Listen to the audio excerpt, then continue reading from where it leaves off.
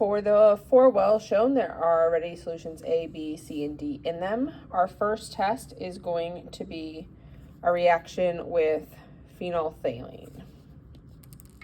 So reaction of A with phenolphthalein, B, C, and D. The wells may not be super clean, so it may have reacted with some other stuff in there, but you can see the color change obviously in B and D for what we expect for phenolphthalein, and then just expect that those are clear. Next test is going to be for bromethymol blue.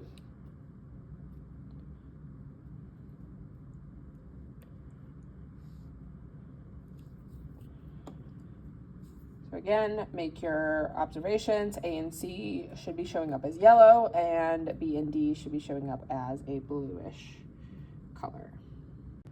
Our next test will be for universal indicator. So this is A, and I'll zoom in on these in a little bit. A, B, C, and D. So if you look here, this is A. Put more drop in there. This is B, C, and D. And I will take some of this and dilute it in the next part so you can see a little bit clearer, because it's kind of hard to tell on video if there's any difference between these colors. So I have gone through, I took a little bit of the original A, put a few drops, and then added water, and then took a little bit of that, put a few drops, and added water. I did the same thing for B, C, and D. So it's kind of hard to tell on the black background, so I'm just going to go ahead and move this up here to the white background. And we can kind of see some different color changes. Honestly, this first color change is a little bit different here.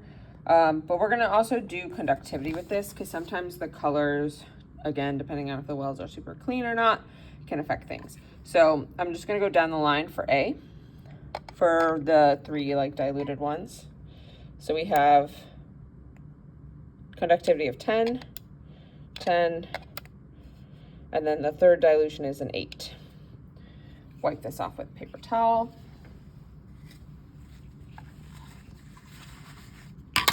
We'll do the same thing for B.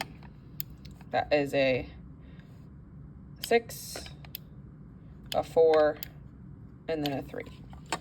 Down the line, kind of for all the dilutions. Then we have C is a 5, a 4, a 3/2. Okay, and then the last one here for letter D, we have a 9, a 9, and a 7. So take that into consideration when you're also looking at the colors, because again, the colors are a little bit shifted. So let me just zoom in on the most diluted one. I'll put a little bit more just to make it a little darker for these ones here. Not super easy to tell the difference here, but you can kind of see a little bit. I don't know how I'll showing up in the video. You can see that a little bit here of difference, but the conductivity should also lead you to your conclusions about acid, base, or strength. Next thing to demonstrate is going to be dropping a piece of magnesium in each of these. So I'm going to kind of zoom in so you can see. So here, for letter A, dip it on this as well. You can kind of see some bubbles on the edge there. Then for letter B, not as much happening. Letter, oh, that one in B as well. Letter C, and letter D. So if we look, kind of zoom in as much as I can here, see some bubbles occurring in A, nothing happening in B, maybe some minor bubbles in that top corner, and then nothing happening in D. So really comparing the ones that we see bubbles here, I would say I'm seeing more bubbles in A than I am seeing in C. This next test works similar to magnesium, so I'm gonna just show you at the same time. So it's baking soda, so I'm gonna add a little into each well. So you can see the reaction with A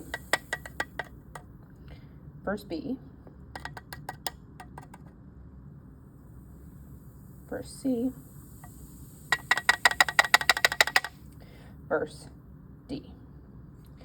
Since A and C clearly had reactions, I'm just gonna put some baking soda here, and then we'll add them more simultaneously so we can see the difference in how they're reacting. Do this here. So look at kind of the aggressiveness of how they reacted. That's also a good indicator of the amount of hydrogen ions present. Our last reaction will be litmus. We don't technically need both papers, but it'll be easier to see contrast. So here's A on the red litmus paper and A on the blue litmus paper. Here is B on the red litmus paper and on the blue litmus paper. Here is C, kind of leaking over. C on the red, C on the blue. And then D on the red, D on the blue. So again, more for contrast. Ignore the left side of C here that leaked over. So you can use that as another justification of your test.